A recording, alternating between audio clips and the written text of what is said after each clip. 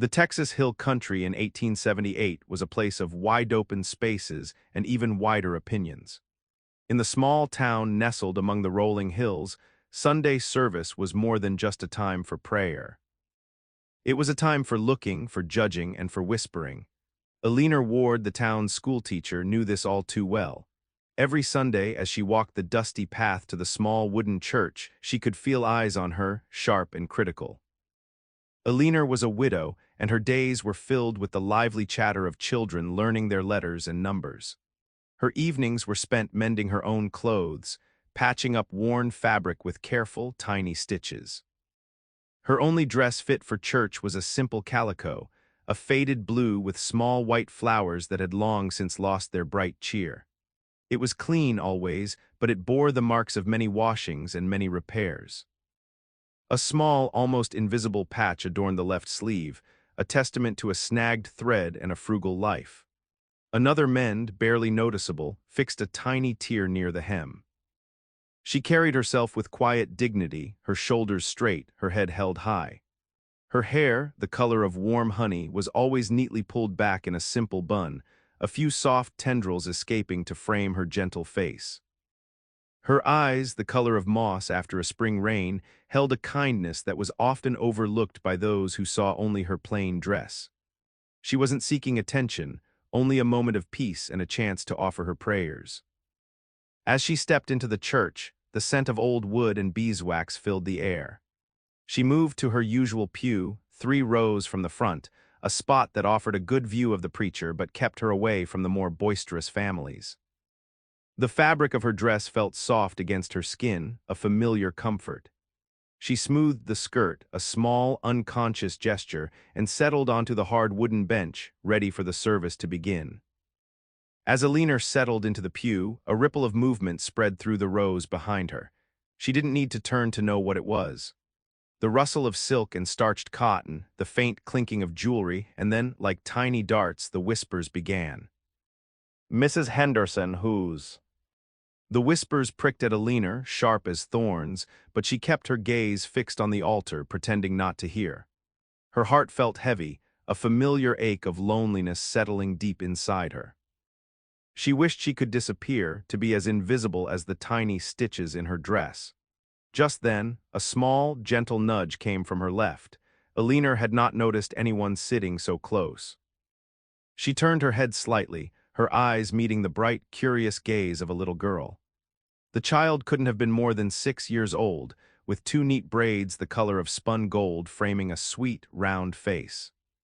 She wore a simple, clean dress, not fancy, but clearly cared for. Beside the little girl sat a man, tall and broad-shouldered, with hands that looked strong from hard work. This was John McAllister, a rancher known for his quiet nature and his vast spread of land just outside town. He was a widower too, people said, raising his daughter Lily on his own since his wife had passed a few years back. John's face was weathered by the sun and wind, making him look serious, almost stern, but his eyes, a deep, thoughtful blue, held a hidden kindness. He wasn't one for gossip or small talk, which made him a bit of an outsider, much like Eleanor. Lily, oblivious to the hushed judgments floating through the air, leaned closer to her father. Her small hand found his sleeve, tugging gently. John, who usually sat still as a stone during service, leaned down to hear what his daughter had to say. Eleanor, trying to make herself even smaller, could feel the girl's innocent gaze on her. She wondered what the child might be thinking, hoping it wasn't a reflection of the cruel thoughts of the adults around them.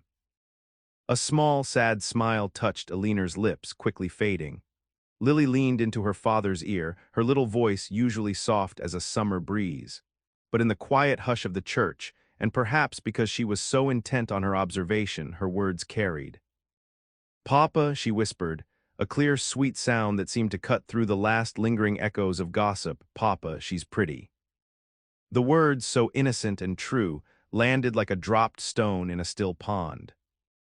The small, cruel whispers that had been floating around Eleanor instantly stopped. The rustle of silk ceased. Even the faint, disapproving coughs from Mrs. Henderson's pew faded into nothing. A heavy, sudden silence fell over the church, thick and surprising. Every eye which had been darting between Alina and each other now seemed to freeze. Alina's cheeks flushed crimson. She hadn't expected such a direct, loud comment, especially not from a child. It was a compliment, yes, but it also drew all attention to her, making her feel even more exposed. She wished the floor would open up and swallow her whole. John McAllister, who had been leaning down to hear his daughter, straightened up slowly. His gaze, usually fixed straight ahead, now turned to Alina. He looked at her, truly looked, not with the quick, judging glances of the other women, but with a steady, thoughtful curiosity. He saw the soft curve of her cheek, the gentle way her hair framed her face, and the quiet dignity in her posture. He saw past the mended dress, past the whispers, and into the kindness that radiated from her. Lily's simple words had opened his eyes. Lily, completely unaware of the effect her statement had on the entire congregation, simply smiled up at her father, proud of her keen observation. Her small hand still rested on his sleeve, a trusting anchor. The silence stretched, uncomfortable for some, but for Alina it was a moment suspended in time, a fragile bubble of unexpected recognition. The silence in the church eventually broke, replaced by the preacher's booming voice, but the moment had shifted something for John. He found his gaze drifting towards Alina throughout the service, no longer just looking at her, but seeing asterisk her. He noticed the way she listened, her head slightly tilted, her eyes earnest. He saw the quiet strength in her, a resilience that had allowed her to stand firm against the town's unkindness. More than anything, he noticed her with Lily. When Lily fidgeted, Alina offered a small, comforting smile. When Lily dropped her hymnal with a soft thud, Alina bent down smoothly to pick it up, handing it back with a gentle touch to the child's small hand. There was no fuss, no stern look, just a quiet understanding. He saw the way Lily, usually shy with strangers, seemed drawn to Alina's calm presence. After the service, as people began to file out, Alina stood to leave. Lily, still holding her father's hand, took a small, bold step towards Alina. "Goodbye, miss," she said, her voice clear and sweet. Alina, surprised but pleased, turned fully to the child. A genuine, warm smile bloomed on her face, erasing the earlier flush of embarrassment. "Goodbye, Lily," she replied, her voice soft and kind. She didn't stoop down low, but met Lily's gaze directly, an unspoken respect passing between them. John watched the exchange.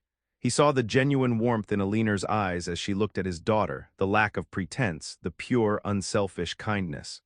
He saw how Lily, usually so reserved, responded to it. It was a stark contrast to the stiff smiles and superficial greetings the other women offered, often accompanied by pitying glances at his motherless child. Alina didn't pity Lily, she simply connected with her. This quiet strength, this gentle nature, especially towards his precious Lily, began to etch itself into John's mind. He found himself wanting to see that smile again, to witness that gentle interaction once more. The next Sunday, Alina found herself in the same pew, the whispers still present, but perhaps a little less sharp. To her surprise, John and Lily settled into the pew right beside her. Lily immediately offered Alina a shy, sweet smile. Alina returned it, her heart feeling a little lighter. During the hymns, John, with his deep, quiet voice, found himself humming along, his eyes occasionally meeting Alina's. One Sunday, seeing Alina fumble slightly with her own worn hymnal, he quietly offered to share his. Their fingers brushed as she took one side of the book, a small spark of warmth passing between them. It was a simple, unspoken gesture, but it felt significant in the hushed church. After the service, John would offer a polite nod, a gesture he rarely extended to others beyond a quick tip of his hat. Alina would return it with a soft smile. These small greetings became a quiet ritual.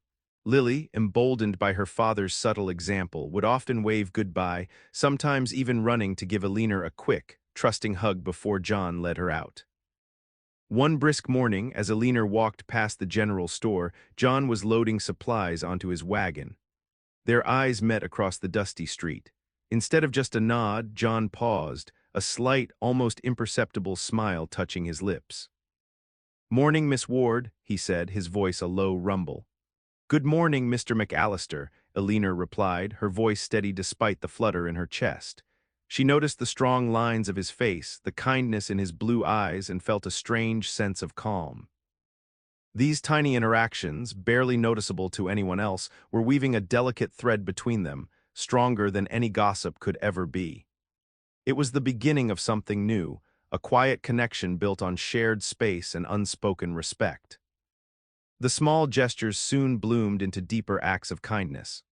One afternoon, Lily came to school with a tear in her favorite calico frock, a long, ragged rip that went from shoulder to waist. She was near tears herself, clutching the fabric. Elena, with her practiced hand, gently took the dress. "Don't you worry, sweet pea," she murmured. "I'll have this good as new." That evening, after her own supper, Elena carefully mended Lily's dress, her stitches neat and strong, making the tear almost disappear.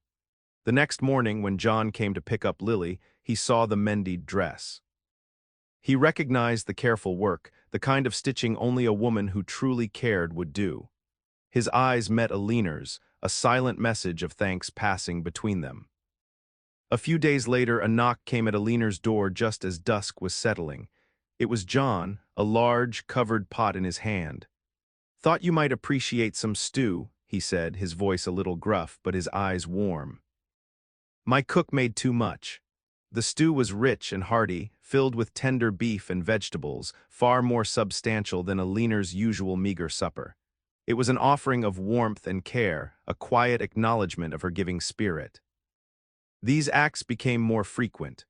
Elena would offer to help Lily with her lessons after school, spending extra time explaining difficult sums or helping her learn a new poem. John, in turn, would sometimes bring fresh milk or eggs from his ranch when he came to town, leaving them on her porch with a simple note. He even fixed a creaky hinge on her schoolhouse door one Saturday morning, a task he'd noticed needed doing. Their connection deepened with each thoughtful deed, building a bridge between their quiet lives. The town might not have noticed the small gestures, but they certainly noticed the growing ease between Elena, John, and little Lily. As the weeks turned into months, the town couldn't help but notice the quiet shift. It started with Mrs. Henderson, whose sharp eyes missed nothing. "Did you see?"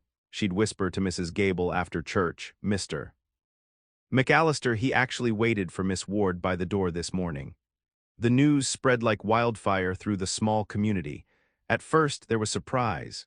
John McAllister was a man of few words, and Elena Ward, well, she was just the schoolteacher in her plain dress. No one had ever imagined such a pairing. The whispers continued, but they changed in tone. They were no longer just mocking Elena's appearance. Now they were laced with curiosity and a touch of disbelief. "Imagine that," someone might say, "the quiet rancher and the schoolmarm." Some of the women, those who had been most critical, found themselves confused. They had judged Elena for her simple life, her lack of finery, and her quiet ways. Now to see John McAllister, a man of standing in the community, showing her such clear attention, challenged their fixed notions. They watched as John's wagon often paused outside the schoolhouse, not just to pick up Lily, but for a short, steady conversation with Elena. They saw Elena on occasion, walking with Lily and John down Main Street, a rare sight for the usually solitary teacher. The cruel edge of the gossip began to dull, replaced by a grudging acceptance, though some still shook their heads. "It won't last," Mrs. Henderson declared one afternoon, stirring her tea with a clatter. "He's too grand for her plain ways." But even as she spoke, a seed of doubt was planted in her own mind. The town, accustomed to its own judgments, was forced to witness a connection that defied their easy labels, a relationship blooming in the most unexpected of places. Elena had long ago settled into a life of quiet solitude, believing that love and a true sense of belonging were not meant for her. Her widowhood had left a hollow space, and the town's judgment had only reinforced her isolation. Yet with John and Lily, that emptiness began to fill slowly, gently, like a quiet stream finding its way home. She found joy in the simplest things: Lily's eager face at the schoolhouse door, John's steady presence beside her in church, the shared laughter over a silly story.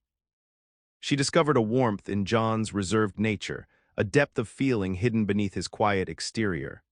He saw her not as the town saw her, but as the kind, strong woman she was. He valued her mind, her gentle spirit, and her patient heart. With Lily, Alina experienced the pure, uncomplicated love of a child. Lily would bring her wildflowers from the ranch or draw her crayon pictures of galloping horses in sunny skies. She would hold Alina's hand tightly, a small, trusting grip that spoke volumes. Alina, in turn, found herself humming lullabies she hadn't sung in years, feeling a maternal love she thought was lost to her forever. The McAllister Ranch, once a distant landmark, became a place of comfort and happiness. Alina would spend Sunday afternoons there, helping Lily with her lessons or simply sitting on the porch swing, talking quietly with John as the sun dipped below the hills. She felt safe, cherished, and truly at home for the first time in many years. It was a love that blossomed not from grand gestures, but from shared silence, mutual respect, and the sweet, unwavering affection of a little girl. Alina realized that this unexpected love, born from a child's innocent remark, was far more precious than any worldly finery. She had found her place, not just in a house, but in two hearts.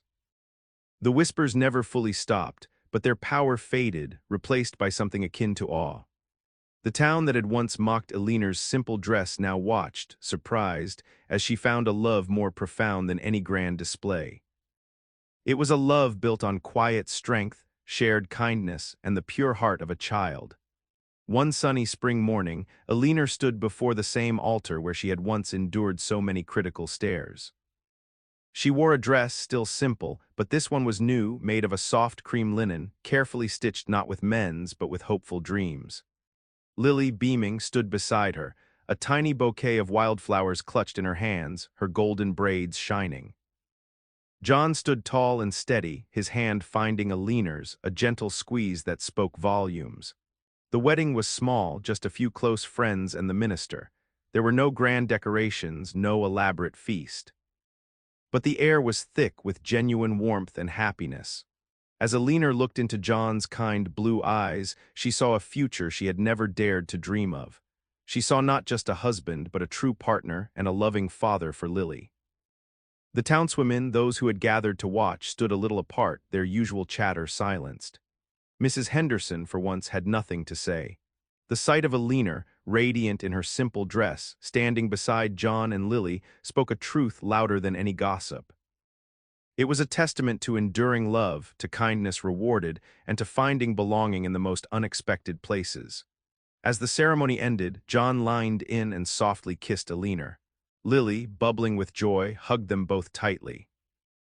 It was a quiet wedding, yes, but it echoed with a power that forever silenced the whispers, proving that true beauty and love were found not in outward show, but in the depths of the heart. Alina, once an outcast, was now truly home.